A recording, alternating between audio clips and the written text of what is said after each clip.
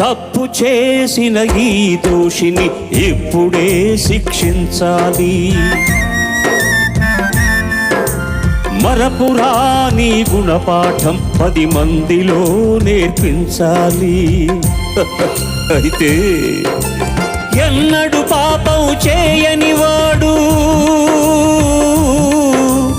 ఎన్నడు పాపం చేయని వాడు ముందుగా రాయి విసరాలి.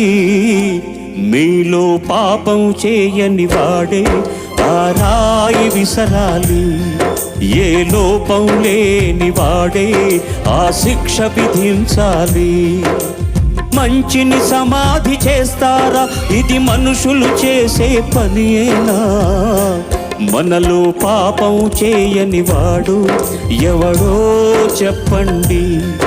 ఏ దోషం లేని వాడు ఎవడో